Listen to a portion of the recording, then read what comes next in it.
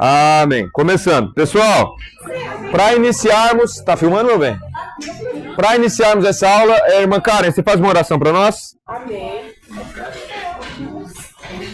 Espírito Santo, te agradecemos pelo dom da vida, te agradecemos pela comunhão, pela união, te agradecemos pela vida do nosso professor Luiz, continue ungindo ele, capacitando ele. Ó Espírito Santo, continue dando sabedoria, Pai, para o teu servo, continue inspirando ele, Pai, nas revelações profundas da tua palavra, para passar para nós, de saúde, força física, mental, emocional. Ó Senhor, cada aluno que veio aqui, viemos aprender mais de Ti, Senhor. Muito obrigado por este momento, Senhor, que o Senhor tem proporcionado a nós, em nome de Jesus. Amém. Amém.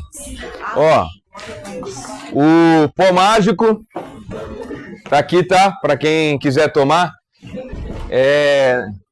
E copos descartáveis aqui, para quem precisar. Outra coisa, o papel higiênico, vocês viram ali na frente, né? Tá ali, precisou. Aí, eita, desculpa, minha irmã. Aí precisou, traz de volta, porque às vezes alguém vai precisar também, tá bom? Ó, copo descartável aqui. Oi? Pronto, aqui agora. Pessoal, vamos lá. Então, na parte da manhã, vimos detalhadamente a respeito dos escribas. Jesus está fazendo críticas a escribas e nós vimos algumas diferenças entre os fariseus e escribas, ok? O escriba é o doutor especialista, o que passou por todo aquele processo.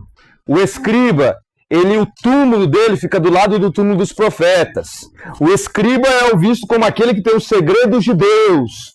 O fariseu poderia ser o irmão, poderia ser eu, poderia ser a pastora, poderia ser qualquer um que dissesse: eu tenho a teologia igual ao do fariseu. Mas para ser escriba, não. Teria que ser muito maior. Então, um fariseu podia se tornar escriba? Sim. Mas um saduceu também poderia se tornar escriba. Um de uma outra escola teológica também poderia se tornar escriba. E nós estamos em Mateus capítulo de número 23, então nós estamos montando as dicas, as pistas. Lembra das pistas? Para nós montarmos esse quebra-cabeça. Leiam o verso de número 8 e o verso de número 9 para mim, bem alto. 23, capítulo 23, verso de número 8 e verso de número 9. Quem achou, leia bem alto. Vós, porém, não queirais ser chamados rabi, porque um só é o vosso mestre, a saber, o Cristo, e todos vós sois irmãos. Vamos lá. Então, lê o 9 também, desculpa, minha irmã. E a ninguém da terra chameis vosso Pai, porque um só é o vosso Pai, o qual está no céu. Por que Jesus está falando de pai? Não faz sentido falar de pai aqui. Por que Jesus está criticando escribas e fariseus? Por que Jesus cita pai? Outro ponto. Jesus nos proibiu de chamar alguém de... Mas o próprio Paulo diz na sua carta que o Senhor deu uns para mestre. Como é que fica? Eu tenho a vocação de mestre, o ministério. Mas Jesus falou que não deveria chamar ninguém de... Aí o que tem a ver com o pai? O que tem a ver com todas essas coisas? Faz sentido agora esses textos? Como é que a gente resolve esse problema? Tem gente que faz críticas às teologias de Paulo, dizendo assim: Paulo errou. Paulo não aprendeu com Jesus. Pois, dizem os críticos de Paulo, onde Jesus disse que ele deu uns para mestre, sendo que ele proibiu de chamar uma pessoa de mestre. Entendeu? Uma pergunta problema? Não entendeu a pergunta problema? Mais uma pergunta. Ah, tá, entendi. Mais uma pergunta problema. Então, com essas pistas que recebemos dos escribas hoje, vamos entender por quê. O sentido de mestre que Jesus está falando aqui. O sentido. Então, vejamos.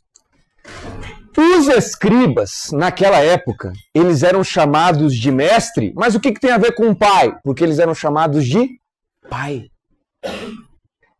Os escribas eram chamados também de pai. E essa autoridade de pai que os escribas tinham sobre os outros não era uma autoridade de serviço.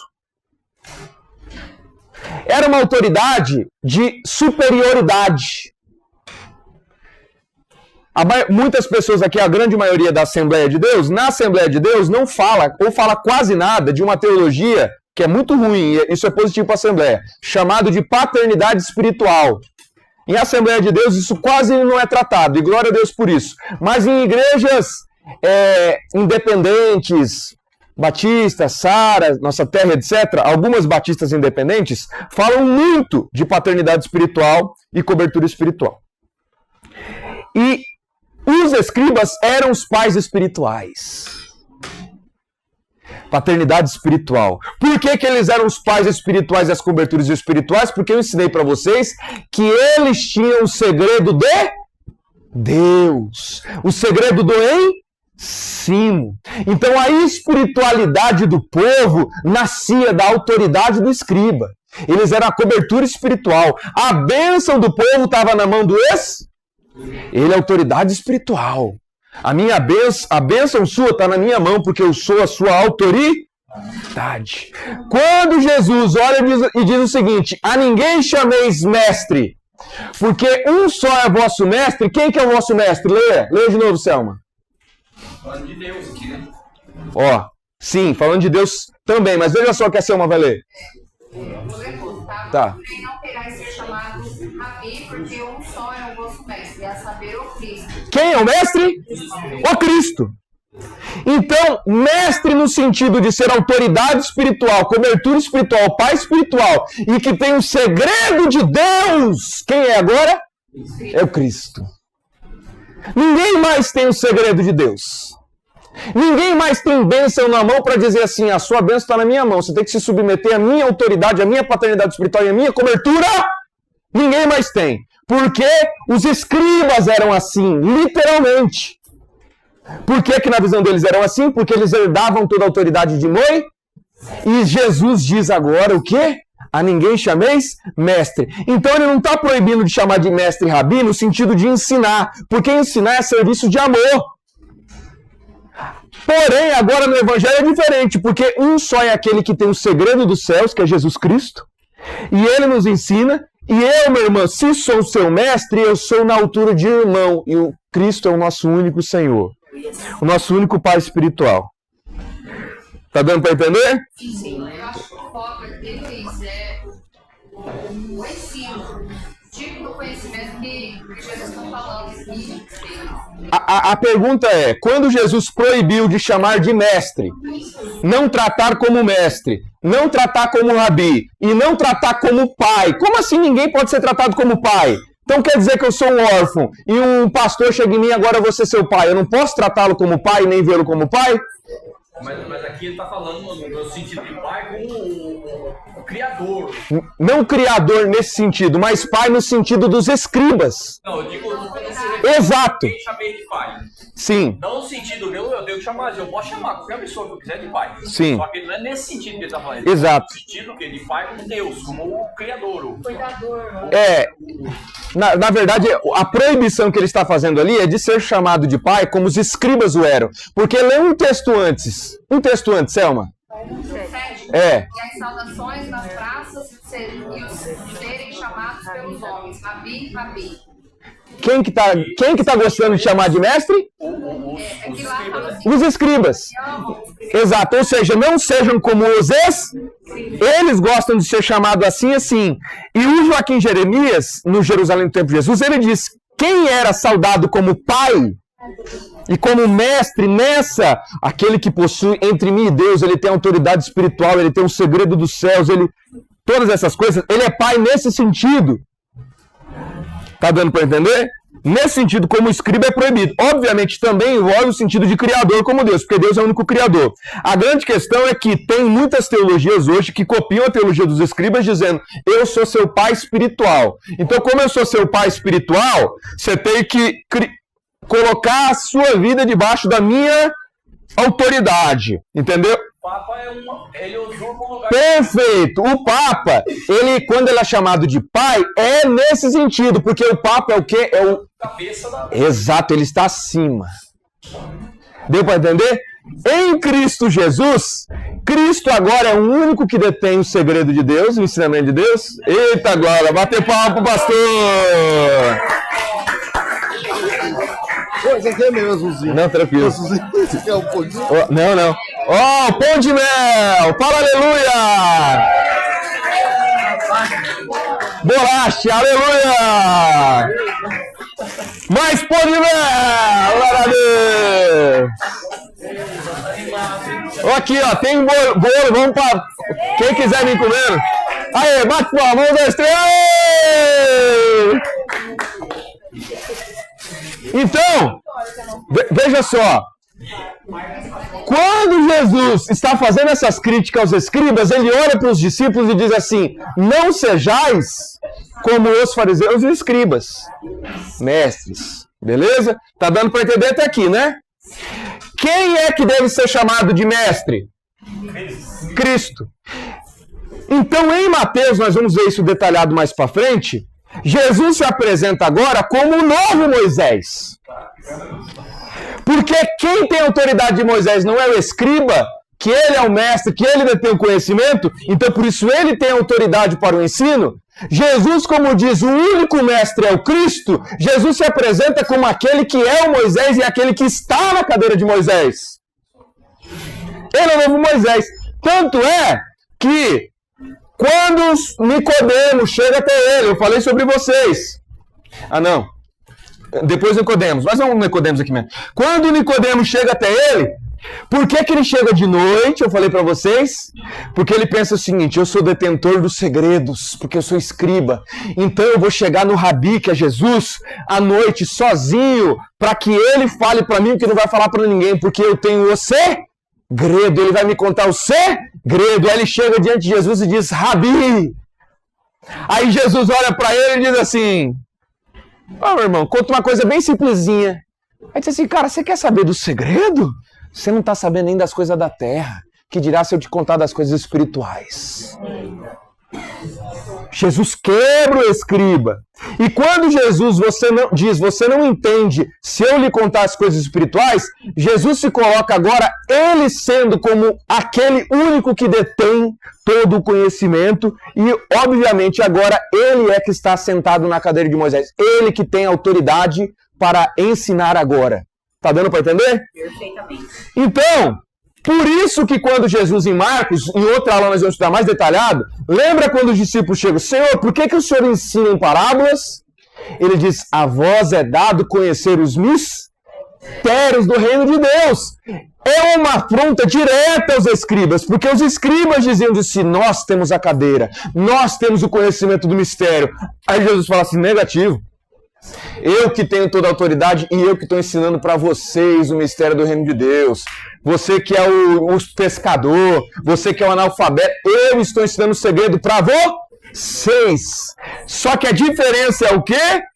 Vocês não vão ser como escriba, não. Como eu disse, porque a luz, que é aquele ensinamento, não foi feito para ficar debaixo da, mas foi feito para... Então Jesus, estão percebendo que Jesus está fazendo se colocando, ele que tem a autoridade que o escriba diz que tem. O escriba não tem, quem tem é ele.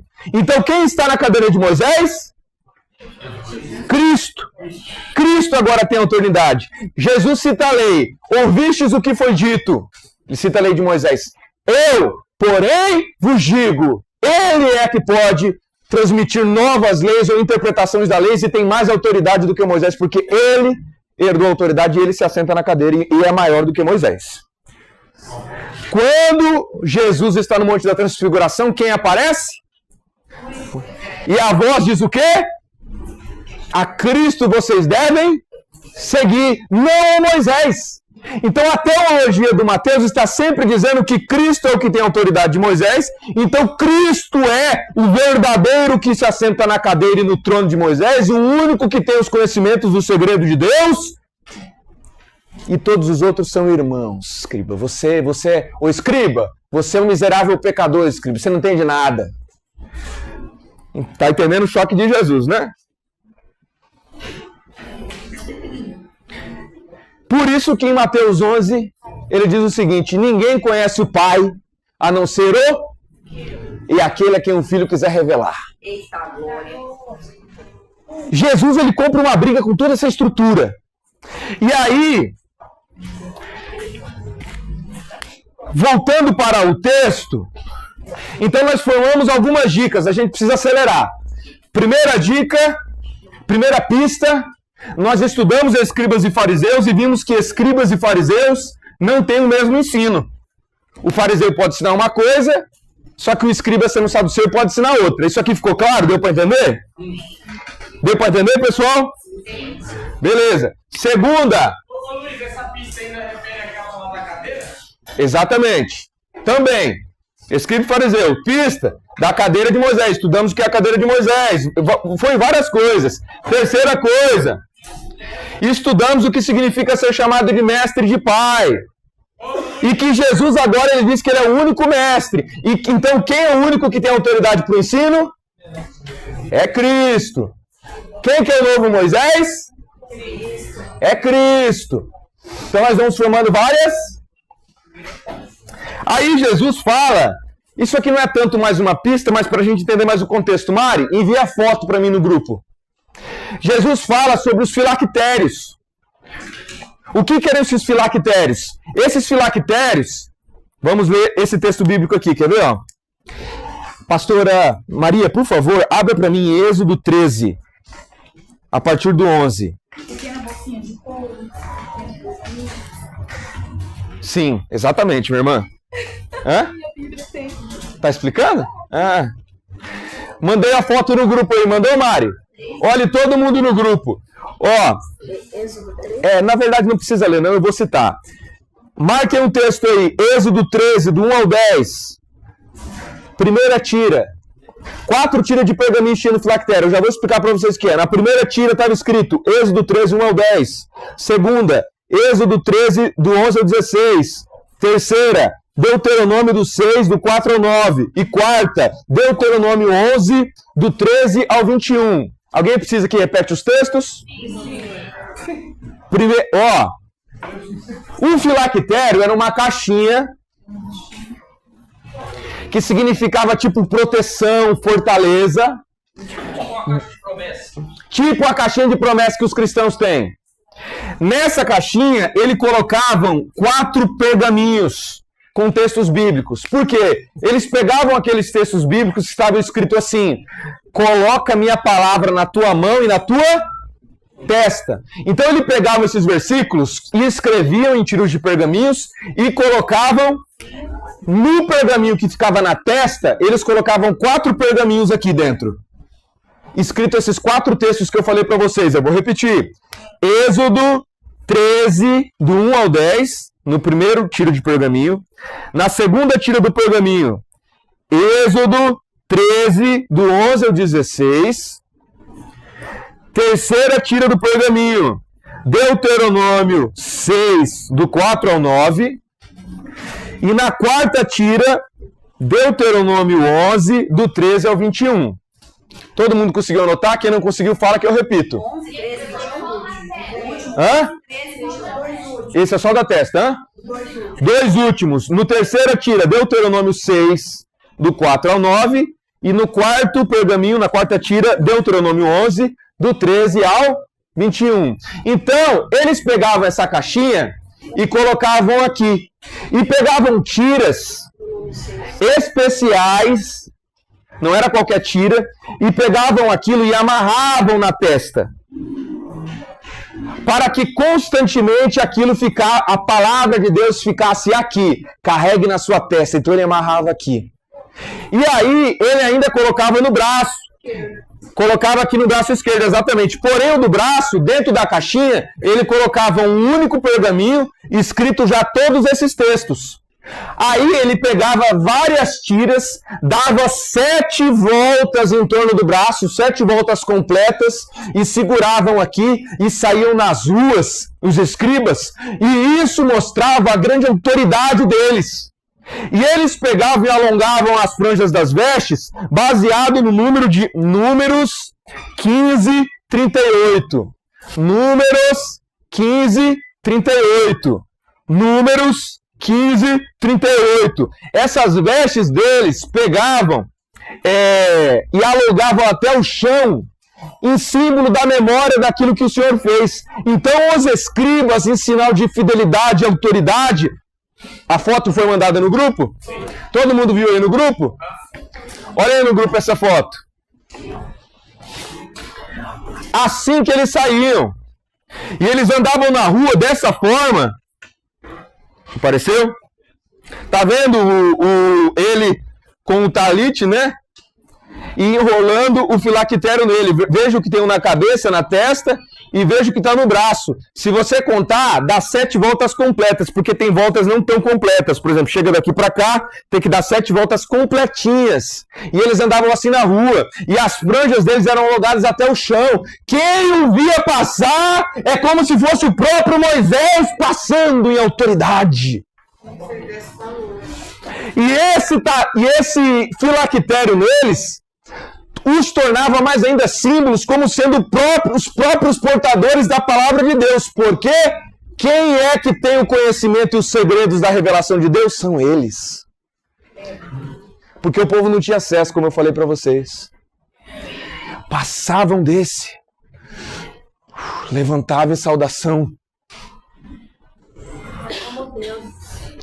Quase deuses, né, minha irmã? Que idolatria. Por isso, não transformemos, independente da tradição religiosa que nós sejamos, se somos pentecostais, se somos tradicionais, se somos arminianos, se somos pentecostais, independente de onde seja, não transformemos nossos líderes em escribas. Porque isso os matará, eles terão um coração corrompido e isso matará a gente também. Porque Cristo é o único que tem essa autoridade. Cristo é o único. Abaixo, somos irmãos que servimos uns aos outros com os nossos dons e talentos. Eu tenho a vocação de pastoreio, eu sirvo como pastor. Eu tenho a vocação de mestre, sirvo como mestre. Eu tenho a vocação X, sirvo como X. E servimos uns aos outros. Ok? Alguma pergunta? Perguntas?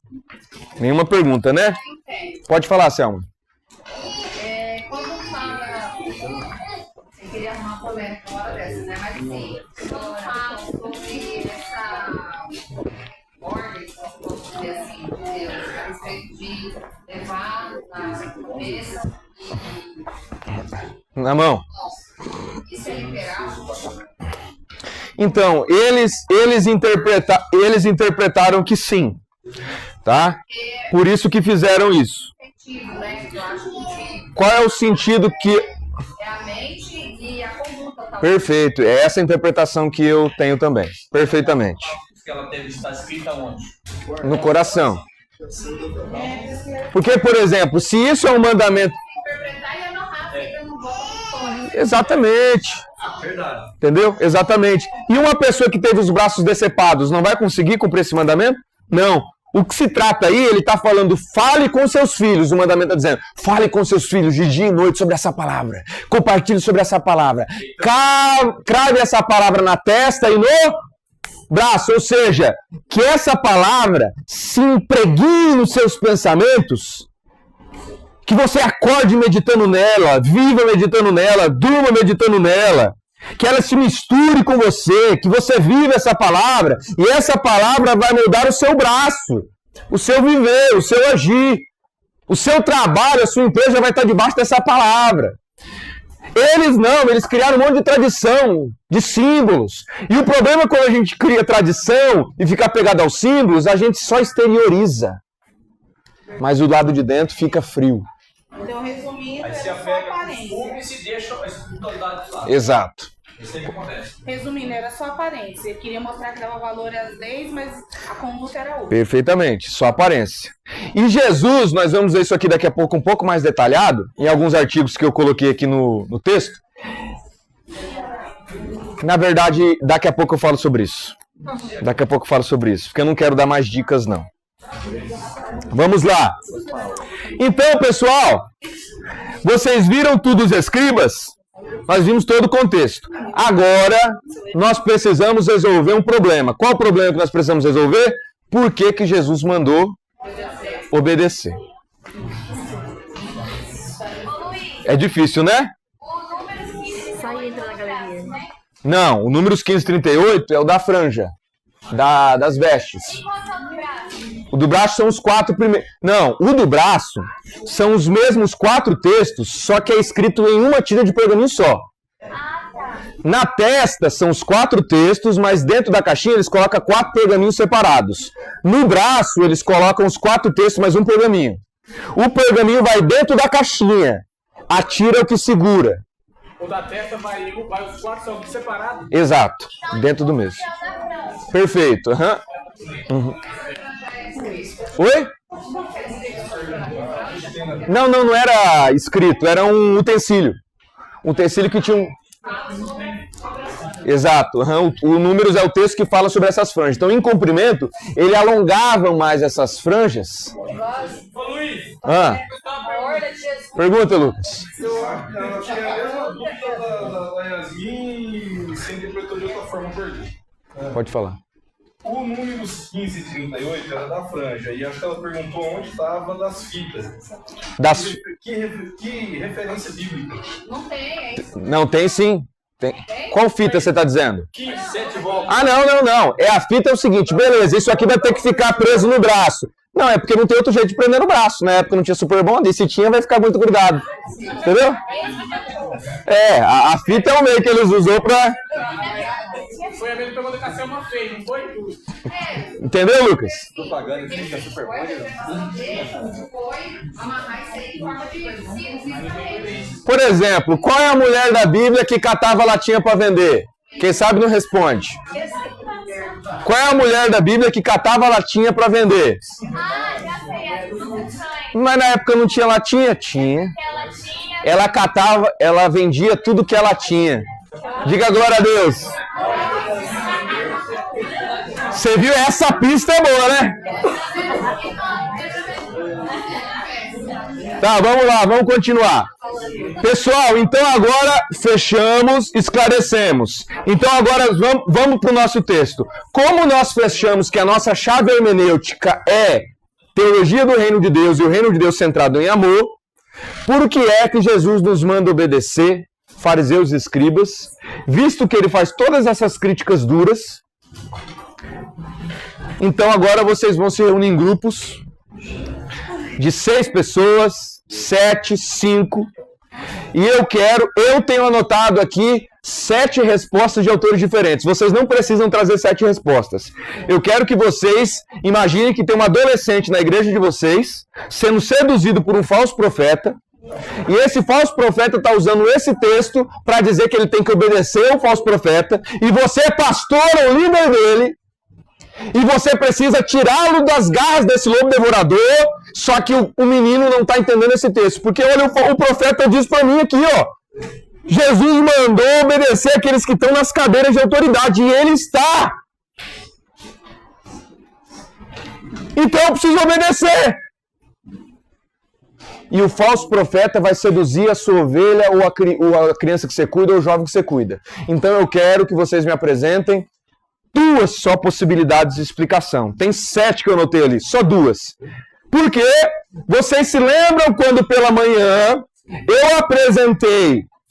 Ô Luiz, mas você não disse que só era uma certa? Só é uma certa. Mas a gente sabe qual que é a certa? Então, apresentem possibilidades.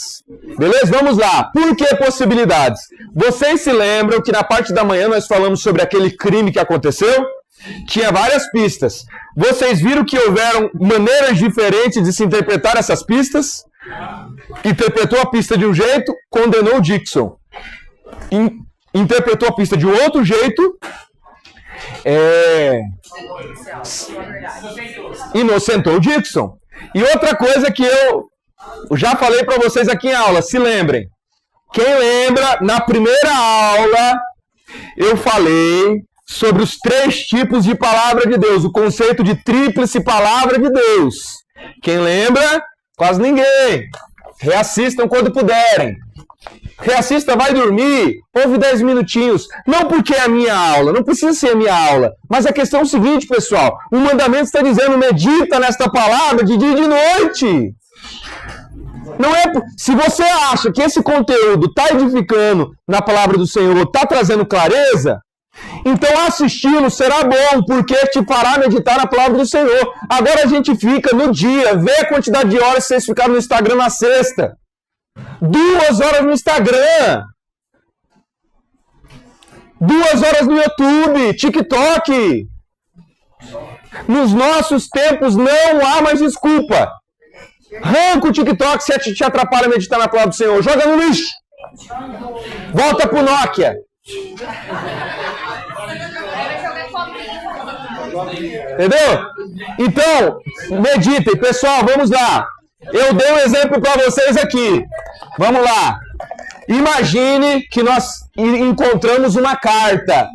E nessa carta, olha aqui. Nessa carta está escrito assim: meu amor, meu amor. Não, esse você já conhece. Pessoal, olha aqui. Meu amor, em dias de chuva, as águas da prainha me fazem temer por você. Então vamos lá, ó. Meu amor, em dias de chuva, as águas da prainha me fazem temer por você. Carta. Aí a gente precisa interpretar o que significa essa carta. Como é que a gente vai interpretar? As pistas. Quais as pistas? Eu já falei para vocês relembrarem. Quais as pistas que a gente tem? Porque nas cartas da Bíblia é assim, a gente encontra as pistas. Como é que as pessoas veem a carta aos Hebreus? Como é que a gente sabe o contexto daquela igreja? Pelas pistas dentro da carta, as evidências internas. Entendeu? Qual é a pista dessa carta? Meu amor, em dias de chuva, então dia de chuva, as águas da prainha. Ou seja, tem uma praia. Então ele está numa praia. Aqui a água, aqui a areia. Em dia de chuva, as águas da prainha fazem temer por você. Se ele está com medo nesse dia de chuva, quer dizer que quando chove, a praia faz o quê? Transborda e inunda. Só que aí tem uma outra pista que a gente esqueceu, não viu. A gente não tinha lido qual era o endereço da carta aí. Quando a gente viu, o endereço é Minas Gerais. Minas Gerais tem praia? Então já não dá para interpretar as pistas desse jeito. Porque tem uma nova pista. Então a gente tem que pensar, tá, se tem Minas Gerais, então isso aqui é um rio. E ela mora num sítio, tem um rio perto, e esse rio inunda. Então a gente conclui que é uma mulher que mora num rio, que mora num sítio, numa chácara, longe da cidade, num rio, e o rio inunda. Pode ser, minha irmã, tudo bem? Quem chegou atrasado, eu já estava dando aula, me lembra para eu fazer a chamada no final, tá? Senão eu esqueço. Aí, pessoal, vocês se deparam com a seguinte informação. Nessa cidade, em Minas Gerais, a avenida... Qual é o nome da avenida central aqui? Antônio Joaquim. Lá, a avenida central chama Prainha. E como a cidade está no meio de morros, quando chove, a água vai toda para o centrão da cidade. Então a gente concluiu que a mulher morava lá no sítio, longe da cidade, mas na verdade onde que ela está? No centro da cidade. Você viu que a gente concluiria o contrário do texto sem conhecer todas as pistas? Deu para entender? Então existem várias formas da gente ir pegando as pistas para interpretar. Na Bíblia é assim. Então, nós vamos fazer o quê? Com as pistas que vocês já têm e das aulas passadas, pode se reunir em grupo e vocês vão me dar 2 interpretações e vocês vão escrever. Possível assim, 3 linhas só. Jesus quis dizer isso por conta disso, disso, disso. Só 2 explicações. Luiz, eu não tenho nenhuma, como é que eu... Escreva uma primeiro. E outra, e como eu disse, pense, eu vou parar de gravar daqui a pouquinho, quando... Pense num jovem, pense no seu filho e na sua filha sendo seduzida por um falso profeta. Pensa você, Fabinho, a sua filha cresceu e foi embora para Maringá numa faculdade. Passou lá, foi para uma igreja. Chegou lá, um falso profeta, lobo devorador. E está oprimindo a sua filha lá. Está sugando todas as finanças dela para ela passar necessidade. Está sugando a mão de obra dela para a igreja, dizendo que se ela parar, ela está desobedecendo Deus, ela está reprovando as matérias na faculdade por causa disso. Aí quando ela vai questionar, ele usa esse texto. Obedecer quem está na cadeira, autoridade. Aí ela vem com esse texto, pai, mas está na Bíblia, pai, que eu preciso ser assim com as autoridades. Como eu quero saber agora como você vai ter que explicar para ela, e a sua explicação vai fazer brotar uma luz na mente dela e ela vai sair do lobo devorador. Entendeu? Tenham isso em mente. O filho de vocês, a ovelha da igreja de vocês, a esposa, imagina o seu esposo. Cadê quem está casado aqui? Você já imagina o seu esposo vai para a igreja do falso profeta, e esse falso profeta está acabando com o teu esposo, o seu esposo não está dando tempo para a família por causa que o falso profeta está sugando ele na igreja, e você quer salvar seu casamento e ele usa esse texto. Olha aqui, ó. Entendeu? O texto de Mateus 23. Faça tudo o que eles disser, porque eles são autoridade. Oi, meu pai. Oi, meu pastor. Silvanei é pastor. Oi, Silvanei, meu pastor. Líder. Cadê os líderes? Líder ali. Oi, meu líder. Tá falando que eu tenho que obedecer tudo que ele manda. Você tem que agora explicar para eles. Lucas, você fica com o pessoal aí no fundo aí. Vocês aqui, ó. Antônio Xisto. Fica pra cá, vocês seis. Paula, Lucas aí. Antônio Xisto era pra trás. Você fica aqui com o Silvanei e com a Érica. Com o José. Hã? Sim, com o José também. Fica aqui o Off the King the Power, The Pix the Power. E vamos lá. E é assim que se faz teologia. Diga glória a Deus. Amém.